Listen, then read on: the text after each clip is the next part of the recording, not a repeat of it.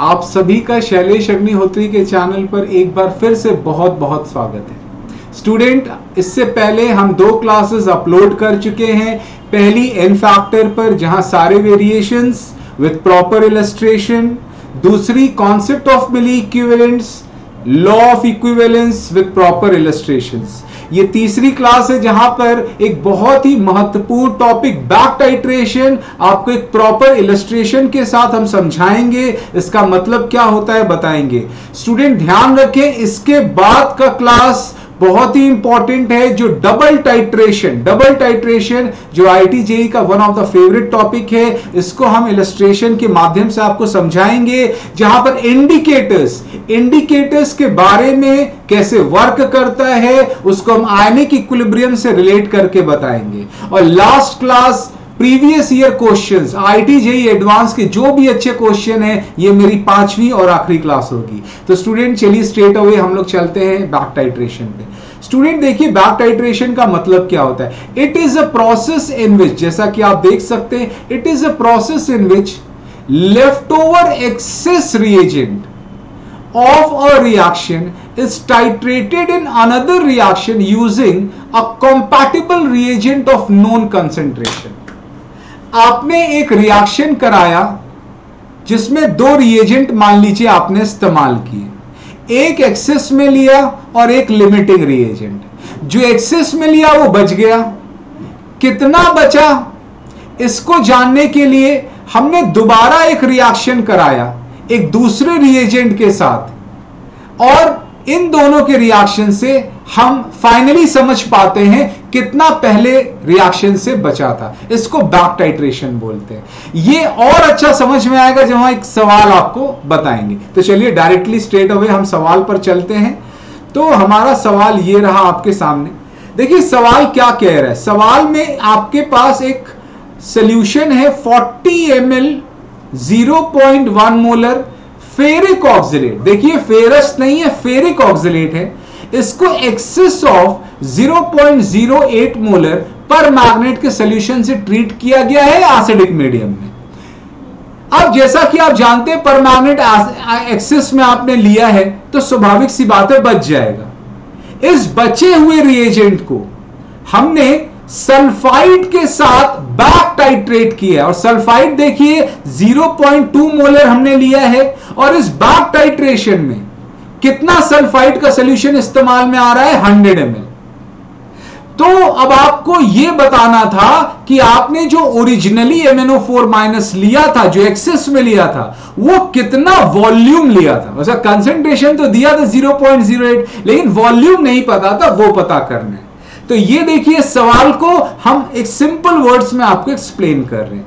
देखिए स्टूडेंट्स, यहां पर आप पहले तो रिएक्शन लिखो। MnO4- जो पहले रिएक्शन में फेरिक ऑक्सिलेट के साथ रिएक्शन करके एसिडिक मीडियम में Mn2+ कार्बन डाइऑक्साइड फेरिक। अब देखिए यहां पर आपको यह पता है MnO4- एक्सेस में, तो यहां से कुछ MnO4- बच जाएगा लेफ्ट।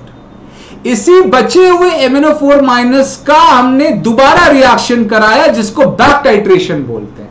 ये जो बचा हुआ MnO4- है, ये अब पूरी तरीके से खत्म हो रहा है। कब? जब हमने 0.2 मोलर 100 ml सल्फाइड सॉल्यूशन का इस्तेमाल किया है बैक टाइट्रेशन में, और ये रिएजेंट क्या दे रहा है, Mn2+ और सल्फेट। अब सोचिए ये जो MnO4- आपने लिया था, ये 2 चरण में खत्म हो रहा है, पहले रिएक्शन में और दूसरे रिएक्शन में। तो पहले रिएक्शन में बच्चों इसका कुछ मिली इक्विवेलेंट इस्तेमाल में हुआ होगा। तो बच्चों पहले रिएक्शन में जो MnO4- है उसका मान लीजिए X मिली इक्विवेलेंट इस्तेमाल हुआ। जो बच गया, जो लेफ्ट ओवर था, मान लीजिए Y मिली इक्विवेलेंट है जो बच गया, और वो Y मिली इक्विवेलेंट दूसरे रिएक्शन में इस्तेमाल हुआ। और बच्चों अगर ये X मिली इक्विवेलेंट पहले रिएक्शन में इस्तेमाल हो रहा है, तो वो किसके बराबर होगा, मिली इक्विवेलेंट ऑफ फेरिक ऑक्सिलेट, क्योंकि हर रिएक्शन में मिली इक्विवेलेंट सेम होता है। और जो बचा हुआ Y मिली इक्विवेलेंट है, ये दूसरे रिएक्शन में इस्तेमाल हो रहा है, तो इसका Y की जो वैल्यू होगी वो किसके बराबर होगी, मिली इक्विवेलेंट ऑफ सल्फाइड के, क्योंकि इस रिएक्शन में इन दोनों का मिली इक्विवेलेंट सेम होगा। तो अगर आप total milli equivalent of MnO4 minus की बात करें तो total milli equivalent of MnO4 minus is equal to the sum of the milli equivalent of ferric oxalate plus the milli equivalent of sulphide. अब बच्चों जो फेरिक ऑक्सिलेट है, इस ferric oxalate का कैसे मिली इक्विवेलेंट फाइंड किया जाए? तो आपको पता है मिली इक्विवेलेंट फाइंड करने का तरीका molarity into n factor into volume इन ml। तो फेरिक ऑक्सिलेट की मोलारिटी आपको दी है 0.1 मोलर, तो जैसा आप देख सकते हैं आपको फेरिक ऑक्सिलेट की मोलारिटी दी है 0.1, वॉल्यूम दिया, इसका n फैक्टर देखिए आप फाइंड कर सकते हैं। कैसे फाइंड करेंगे? यहां पर आप देखिए आपके पास ये फेरिक है +3, यहां भी आयरन +3 में, यानी आयरन में कोई चेंज नहीं हो रहा है, जो भी चेंज हो रहा है कार्बन में हो रहा है। कार्बन यहां +3 में, यहां +4 में। अब देखिए चूंकि आप इसका n फैक्टर निकाल रहे हैं तो इसका जब 1 लेंगे तो वहां कार्बन कितना होगा? 6 होगा। तो यहां 6 कार्बन पे 6 3 18, और यहां पर एक कार्बन पे 4 है तो 6 कार्बन पे 6 4 24। तो 18 और 24 में कितना डिफरेंस होगा? 6 का होगा। तो इसका n फैक्टर कितना आ जाएगा? 6 आ जाएगा। तो बच्चों देखिए हमने n फैक्टर इसका 6 लिया, वॉल्यूम 40 है, मोलारिटी 0.1 है। अब सल्फाइड की बात करें तो यहां मोलारिटी 0.2 है, वॉल्यूम 100 ml है, n फैक्टर देखिए यहां पे 4 है, यहां पर 6 है, और एक सल्फर है तो एक ही पर कंपैरिजन होगा, 4 से 6 2 का परिवर्तन है, n फैक्टर 2। तो आपने दोनों को जोड़ दिया, ये 24 ये 40, ये आ गया 64 64। अब देखिए this is equal to the milli equivalent of MnO4 minus total. इसको कैसे लिखेंगे? Molarity of MnO4 minus into n factor into total volume, जो आपने स्टार्ट किया था, ओरिजिनली लिया था।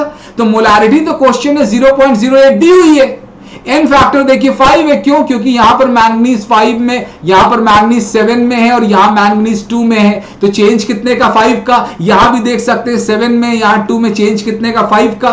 तो n फैक्टर 5 है। तो बस इस इक्वेशन को आप सॉल्व कर देंगे, आंसर आ जाएगा 160 ml। तो बच्चों यहां पर आपने देखा किस प्रकार से आपने एक्सेस ऑफ MnO4 माइनस को पहले रिएक्शन में रिएक्ट करवाया, बचे हुए को बैक टाइट्रेट कराया सल्फाइड की मदद से, और फाइनली जो total milli equivalent of MnO4 minus है वो पहला रिएजेंट यानी फेरिक ऑक्सिलेट प्लस दूसरा रिएजेंट सल्फाइड, इन दोनों का सम होगा। यही बैक टाइट्रेशन की खास बात है, और इसको हमने इस साधारण से सवाल से आपको सिंपल वर्ड्स में एक्सप्लेन किया। आई होप आपको बैक टाइट्रेशन का मतलब इस इलस्ट्रेशन के माध्यम से समझ में आया होगा। स्टूडेंट, बैक टाइट्रेशन के और भी सवाल जो प्रीवियस ईयर IIT JEE में आए हैं, आज मेरी 5वीं क्लास में आप लोग जरूर उसको देखिएगा। जितने भी अच्छे सवाल आए हैं, आज जो भी हम थ्योरी पढ़ा रहे हैं, लास्ट में जो 5th क्लास है उसमें सबका कल्मिनेशन होगा in the terms of, in the form of IIT JEE problems. ठीक है, तो ये भी कॉन्सेप्ट आएगा, मिली इक्विवेलेंट आएगा, डबल टाइट्रेशन आएगा, एवरीथिंग विल बी देयर। तो मिलते हैं अगले टर्न पर, जहां पर हम क्लास, मेरी 4th क्लास आने वाली है, और उसमें हम डबल टाइट्रेशन या theory of indicators, sodium bicarbonate, sodium carbonate का टाइट्रेशन एसिड के साथ किस प्रकार से करेंगे, फिनोप्थिलीन इंडिकेटर, मिथाइल ऑरेंज का इस्तेमाल, क्या होता है एंड पॉइंट, क्या होता है इक्विवेलेंस पॉइंट, इन सब पर चर्चा करेंगे अपनी नेक्स्ट क्लास डबल टाइट्रेशन में। तो इस बीच अपना बहुत बहुत ख्याल रखिएगा, पढ़ते रहिए, सीखते रहिए। मिलते हैं, तब तक के लिए थैंक यू वेरी मच।